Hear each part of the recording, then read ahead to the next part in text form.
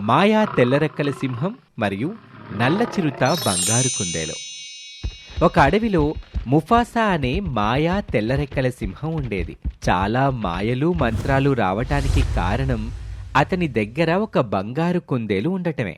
దానివల్లే ముఫాసాకి కొన్ని మహిమలు వచ్చాయి. అడవిలో వర్షాలు రాకపోతే ముఫాసా అడవి అంతా ఎగురుతూ తన నోటిలో నుంచి నీళ్లు వెదజల్లుతూ వర్షం కురిపించేవాడు. అందువల్ల జంతువులన్నీ చాలా ఆనందంగా ముఫాసాని చూస్తూ ఉండిపోయాయి. కాని మరొక అడవిలో కాలా అనే నల్ల చిరుత, అతని భార్య రాజీ, చిన్న పిల్లవాడైన చిరు నివసిస్తూ ఉండేవారు. వారి దగ్గరికొచ్చి రెండు తలల రాక్షస సైతాన్ ఇలా మాట్లాడుతూ ఉంటుంది. కాలా, మనం అత్యంత మాయలు మహిమలు సాధించాలంటే ఆ బంగారు కుందేలుని ఆ ముఫాసా దగ్గర నుంచి తీసుకువచ్చి బలివ్వాలి. అదెలా సాధ్యం? ఆ ముఫాసా చాలా బలం గలవాడు. వాడికి మాయలు మహిమలు తెలుసు.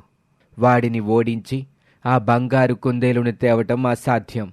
మనకు మాయలు మహిమలు రావాలంటే మనం ఇంక ఏం చెయ్యాలో నాకు చెప్పు. నువ్వు ముందొక పని చేయి. ఆ ముఫాసాని జయించాలంటే ముందు నీకు కొంత బలం రావాలి. ఆ బలం రావాలంటే నువ్వు చిన్న పసిపిల్లవాడిని బలి ఇవ్వాలి. సరే, అయితే నేను మన రాజ్యంలోని చిన్నపిల్లలని బలి ఇస్తాను అని చెప్పి రాజ్యంలోని చిన్నపిల్లలను బలివ్వటానికి తయారవుతాడు. ఇది తెలుసుకున్న రాజీ కాలాతో ఇలా అంటుంది. కాలా, నువ్వు చేస్తుంది తప్పు. చిన్నపిల్లల్ని బలివ్వడానికి నీకు మనసెలా వచ్చింది? నీకు ఎవరు ఈ సలహాలిస్తున్నారు? నిన్ను రెండు తలల రాక్షసి సైతాన్ తప్పుదోవ పట్టిస్తున్నాడు. నువ్వు ఈ పని మానుకో, లేకపోతే నిన్ను విడిచి నిన్ను వెళ్ళిపోతాను. రాజీ అలా అనటంతో రాజీని బాగా కొట్టి అక్కడి నుంచి వెళ్ళిపోతాడు కాలా.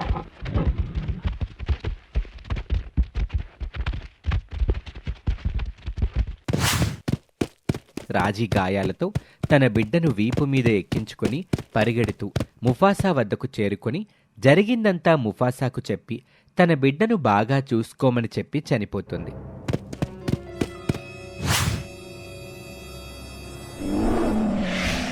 ఇక మరొక చోట రెండు తలల రాక్షస సైతాన్తో కాలా, నాకు నా భార్య సహకరించటం లేదు.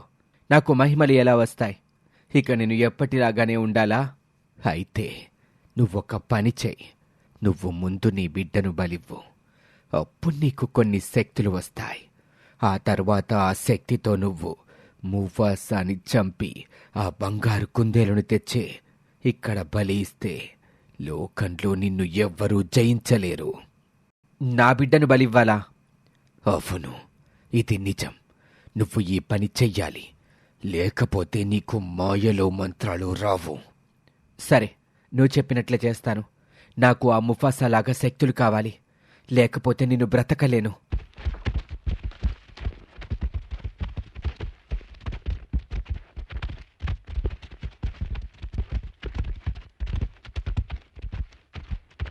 అని తిరిగి కాలా తన ఇంటికొచ్చి చూస్తే తన బిడ్డ భార్య కనిపించకపోవటంతో అడవంతా కోపంగా గాలిస్తూ ఉంటాడు. కాని ఎక్కడా లేకపోవటంతో తిరిగి ఇంటికొచ్చేస్తాడు. అలా కొన్ని రోజులు గడుస్తాయి. ముఫాసా దగ్గర ఉన్న కాలా కొడుకు చీరు పెరిగి పెద్దవాడవుతాడు.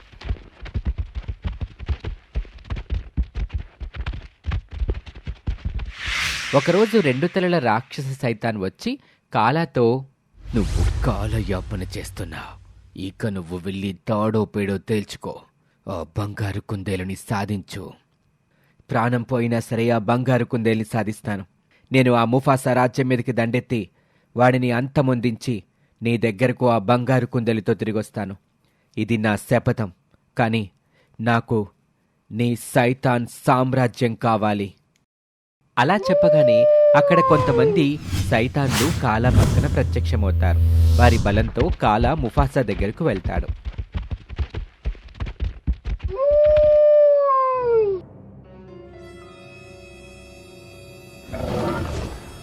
అక్కడ ముఫాసా మరియు చీరు ఉంటారు.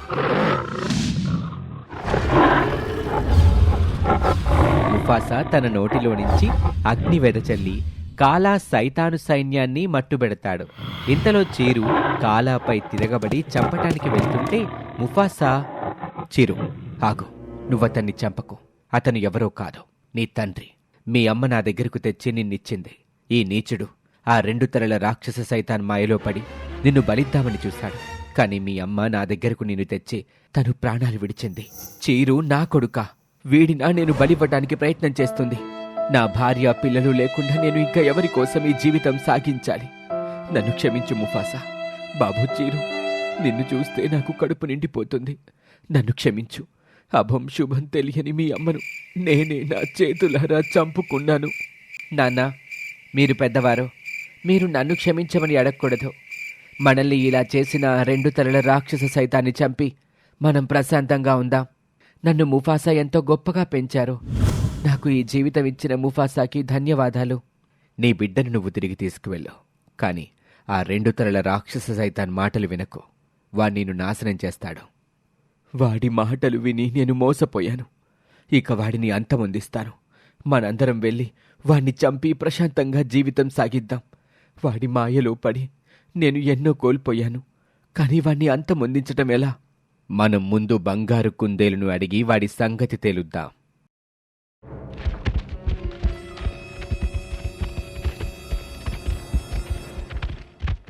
ఇక అందరూ కలిసి బంగారు కుందేలు దగ్గరికి వెళ్తారు. ధన్యోస్మి బంగారు కుందేలు, మా రాజ్యం సుభిక్షంగా ఉండటానికి కారణమైన నీకు వందనాలు. ఆ 2 తలల రాక్షస సైతాన్ని అంతమొందించటం మా ఏకైక లక్ష్యం. మాకు ఏదైనా మంచి మార్గం నువ్వే చూపించు. రాజా ముఫాసా, ఆ నీచుడైన 2 తలల రాక్షసి సైతాన్ని చంపడం అసాధ్యం. ఎందుకంటే వాడి ప్రాణం వాడిలో ఉండదు. వాడి ప్రాణం ఈ అడవికి తూర్పు దిక్కున ఉన్న ఒక గుహలో ఒక బోనులో ఎలకలో ఉంటుంది. మీరు వెళ్ళి ఆ ఎలకను హతమారిస్తే వాడు చనిపోతాడు. అలా వారందరూ ఆ గుహ దగ్గరకు వెళ్లి 2 తలల రాక్షస సైతాన్ని నిద్రిస్తూ ఉండగా ఆ బోనులో ఉన్న ఎలుకని హతమార్చటంతో వాడు చనిపోతాడు.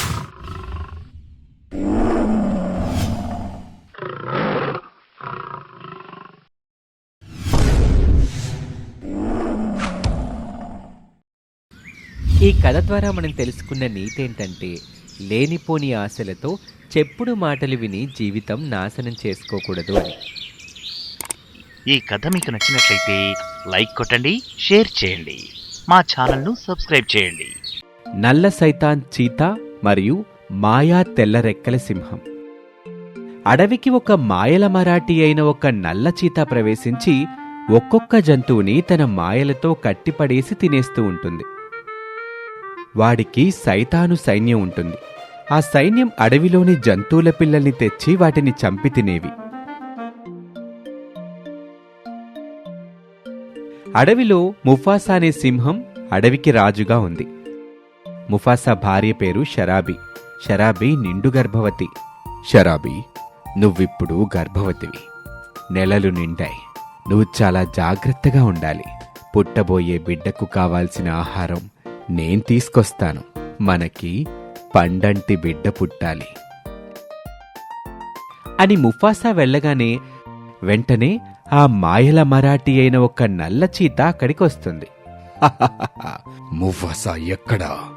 వాడిని ఈ రోజు చంపి నేను ఈ అడవికి రాజునవుతాను.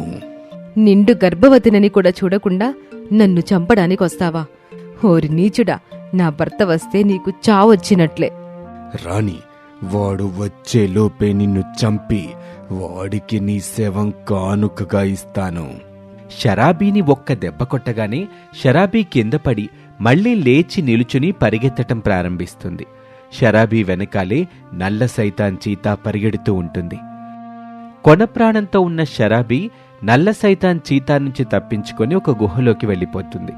ఆ గుహలోకి వెళ్ళటానికి సైతాన్ చీతా ప్రయత్నించినా అక్కడ మంటలు రావటంతో ఆ సైతాన్ చీతా వెనుదిరిగి వెళ్ళిపోతుంది. అలా గుహలోకి వెళ్లిన షరాబీ ఒక తెల్లని రెక్కల సింహానికి జన్మనిస్తుంది. అక్కడ ఒక వెలుగొచ్చి, ధన్యోస్మి మాత, నీకు అత్యంత ప్రతిభావంతుడైన మహిమగల బిడ్డ జన్మించాడు. ఇతనికి ఎదురే లేదు. ఆ భయంకరమైన సైతాన్ చీతాను మట్టుబెట్టడానికి పుట్టిన కారణజన్ముడు నీ బిడ్డ. ఈ అడవిని సుభిక్షంగా చూసుకుంటాడు అని చెప్పి ఆ వెలుతురు మాయమైపోతుంది. కొన ప్రాణంతో ఉన్న షరాబీ ఇలా అంటుంది. నాయనా, నీ పేరు సింబా. అదే నేను పెట్టే పేరు. నువ్వు నీ తండ్రి సుఖంగా జీవించండి. అలా షరాబీ మరణిస్తుంది. ఈ వార్త తెలుసుకున్న ముఫాసా కోపోద్రిక్తుడయ్యి సైతాను చీతాను చంపటానికి వెళ్తాడు. ఓరి సైతాన్ చీతా, గర్భవతి అయిన నా భార్యను చంపుతావా? ఈ రోజు నువ్వు నా చేతిలో చేస్తావు.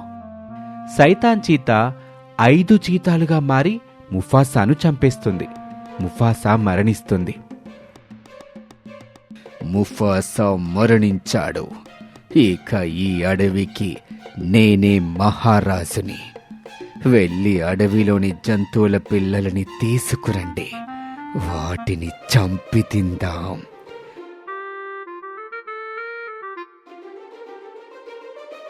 అలా సైతాను చీతా సైన్యం అడవిలోకి దూరి ఒక్కొక్క జంతువుల పిల్లల్ని ఎత్తుకొచ్చి సైతాను చీతా ముందు ఉంచటం, వాటిని బాగా కొట్టి చంపి తినేయటం చేస్తూ ఉంటుంది. అలా కొంతకాలం అవ్వగానే తెల్లరెక్కల సింహం వయసు పెరిగి పెద్ద రెక్కల సింహంగా మారుతుంది. అన్ని మహిమలతో కూడిన సింహం ఒకరోజు అడవిలోకి బయలుదేరుతుంది. ఈ విషయం తెలుసుకున్న అడవిలోని జంతువులు సింహం దగ్గరికి వస్తాయి. మీ నాన్న నేను స్నేహితులం. మీ నాన్న ఈ రాజ్యాన్ని సుభిక్షంగా పరిపాలించేవాడు. అన్యాయంగా చంపేసింది. ఆ సైతాన్ చీతా దారుణంగా చంపి తినేసింది యువరాజా. పిల్లలు లేని జీవితం మేము ఊహించుకోలేకపోతున్నాము. మమ్మల్ని మీరే కాపాడాలి. నేనొచ్చేశాను. ఇక ఆ సైతాను చీతా ఆటలు సాగవు. వాడు నాకు జన్మనిచ్చిన తల్లిదండ్రుల్ని చంపేశాడు. వాడి ప్రాణాలను నేనే తీసి మా తల్లిదండ్రులకి కానుకగా ఇస్తాను. వాడిని విడిచిపెట్టను. జాగ్రత్త యువరాజా, వాడు చాలా ప్రమాదకరమైన భయంకరమైన సైతాన్ చీతా. వాడు ఇప్పుడు వస్తున్నాడు అని కోతి అనేసరికి ఆ చీతా శబ్దం వినిపిస్తుంది. అదిగో యువరాజా, వాడొస్తున్నాడు. ఇక మీరు యుద్ధానికి సిద్ధం కండి. ఆ శబ్దం వచ్చిన ప్రదేశం వైపు తెల్లరిక్కల సింహం ఎగురుతూ అటువైపు వెళ్తుంది.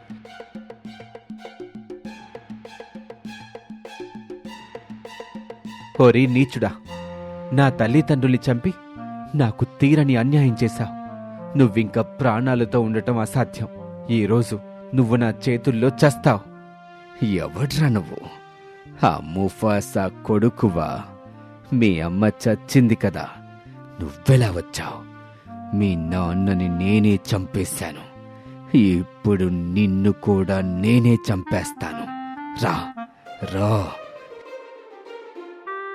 అని ఇద్దరూ తలపడతారు. సైతాను చీత 5 సైతాను చీతాలుగా అవతరిస్తుంది. కాని అత్యంత ప్రభావవంతమైన సింబా 5 రెక్కల సింహాలుగా అవతరించి తన నోటిలో నుంచి మంటలతో సైతాన్ని, సైతాను చీతా సైన్యాన్ని కాల్చి చంపేస్తాడు. ఈ కథ మీద మీ అభిప్రాయాన్ని కామెంట్ రూపంలో చెప్పండి. మా ఛానల్ని సబ్స్క్రైబ్ చేసుకోవటం మర్చిపోకండి. మీ స్నేహితులతో కూడా మా స్టోరీని పంచుకోండి. నమస్తే.